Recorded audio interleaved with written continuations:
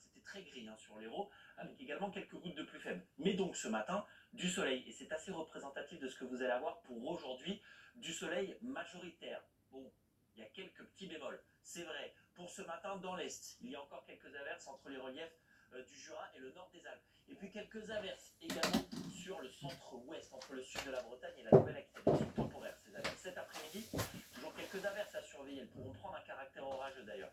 Mais ces averses sont temporaires, j'insiste là-dessus. Il y aura quand même de belles périodes ensoleillées du nord au sud du territoire, d'ailleurs au sud, soleil majoritaire. Pour les températures d'aujourd'hui, ce matin, il y a un petit peu froid.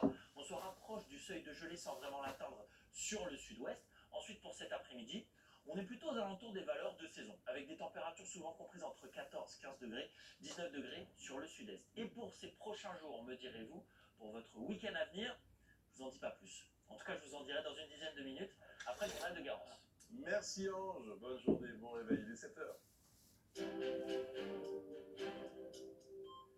L'actualité avec Garance Pardigon, l'association des maires de France dénonce les menaces contre des maires ciblées partout, y compris dans les petits villages. Visés directement à leur domicile. Regardez cette image de Malauza, 1100 habitants dans le Puy-de-Dôme. La maison du maire a été taguée d'insultes homophobes et de menaces de mort. Et vous allez voir que ce n'est pas un cas isolé dans ce département rural. Adélaïde Malavo avec nos correspondants sur place. Il y a quelques jours, ce maire découvre des menaces de mort à caractère homophobe en plein centre-ville de sa commune. L'élu est encore sous le choc. C'est des mots assez violents. Je peux vous dire que quand ma femme a eu ça le dimanche, le lundi matin, elle m'a dit j'ai pas dormi de la nuit, j'ai fait ton enterrement 10 fois. Donc il y a un stress qui se met autour de la famille. Voilà, on regarde bien s'il n'y a personne aux alentours de la maison quand on arrive. Suite à ces tags, l'élu a porté plainte. Pour les quelques 3500 habitants, impossible de comprendre ce qui s'est passé. C'est grave quand même d'en venir à de tels propos et de tels actes. Ça a choqué beaucoup de monde. C'est honteux, moi je dis, c'est honteux. Face à la recrudescence de ces actes, une proposition de loi a été adoptée en mars pour sanctionner plus lourdement les auteurs, une mesure nécessaire mais insuffisante pour ce maire. Il faudrait que le jugement, en cas de fait avéré, pour lequel il n'y a pas de doute, eh bien, il faudrait que ce jugement intervienne extrêmement rapidement, mais ce n'est pas encore le cas aujourd'hui. D'autres élus ont été victimes de menaces dans le Puy-de-Dôme. À Montel-de-Géla, le maire est désormais sous protection policière. On a appris hier soir que les locaux de Sciences Po Paris seraient fermés aujourd'hui. Décision de la direction en raison de l'occupation des locaux par des dizaines d'étudiants pro-palestiniens. Du côté de Sciences Po Lyon, également occupé, vous le voyez sur ces images. Le directeur demande aux manifestants de quitter l'établissement sous peine de faire appel aux forces de l'ordre.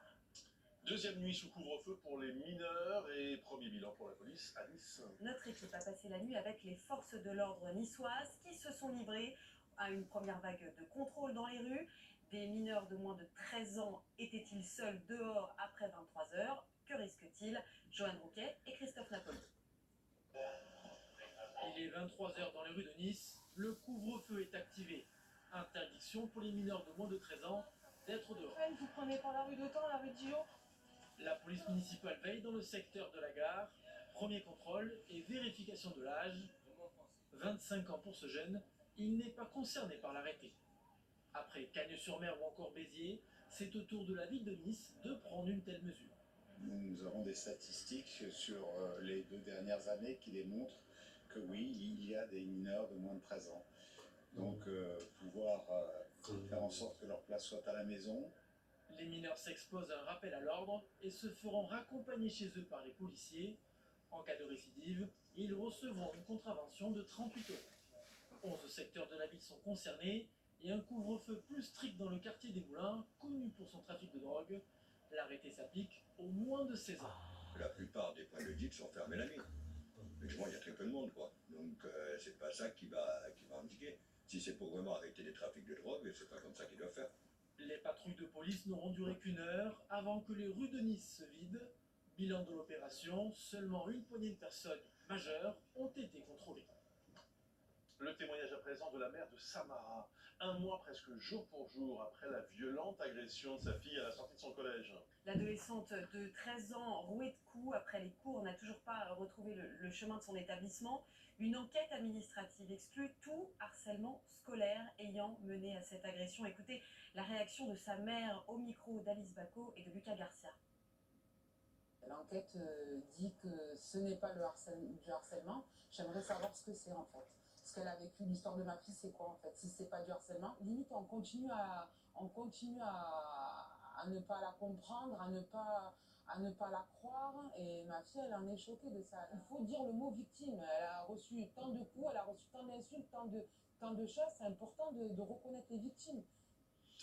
Y aura-t-il suffisamment de volontaires pour tenir les bureaux de vote le 9 juin prochain pour les élections européennes? L'inquiétude grandit dans de nombreuses communes qui ont lancé des appels aux assesseurs. Et au passage, je vous rappelle que c'est aujourd'hui le dernier jour pour vous inscrire sur les listes électorales. À Grenoble, Gwenaëlle Drestin et Nathan Baché. Avis de recherche à Grenoble. Sur les 160 assesseurs nécessaires au bon fonctionnement des élections européennes, il en manque aujourd'hui plus de la moitié et cela pourrait poser problème dans un peu plus d'un mois. S'il n'y a pas d'assesseur, on ne peut pas tenir le bureau de vote, tout simplement. Et donc, pas de bureau de vote, pas de scrutin. Et ça, c'est problématique en démocratie, il faut qu'on puisse les tenir. C'est un rôle démocratique extrêmement important. Mais parmi les électeurs, très peu se sentent concernés. Parce que je ne suis pas intéressé, pas assez branché en plus politique, et puis je ne suis pas souvent là. On se dit pas forcément qu'on va bloquer une journée pour ça.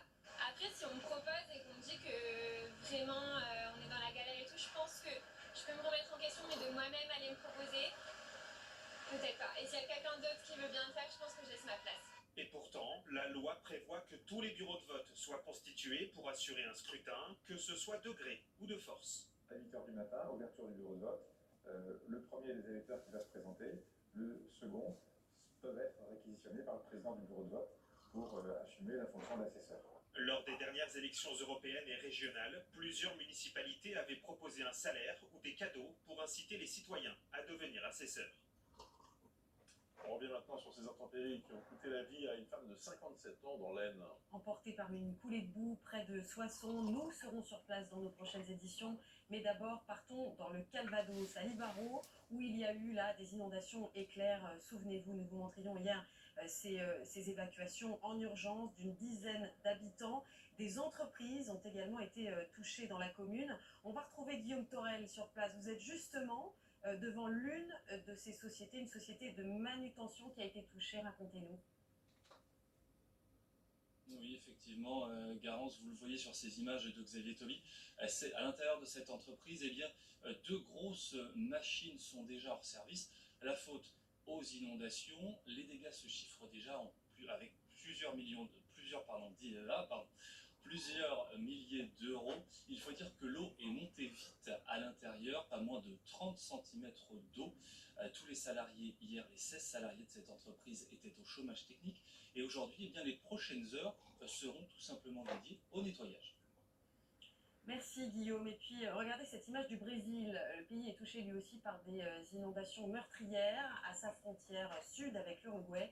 Le bilan s'est encore alourdi, au moins 29 morts, 60 disparus, emportés par les eaux ou par des coulées de boue gigantesques. Image très impressionnante donc de cette région du sud du Brésil. Match nul à partout hier pour l'Olympique de Marseille face à l'Atalanta de Bergame en demi-finale allée de la Ligue Europa. Rapidement mené au score, les Marseillais ont vite égalisé grâce à un but de Chancel Mbemba, sans pour autant éviter le nul. Match retour jeudi prochain en Italie. Notez que la rencontre a été marquée par des gestes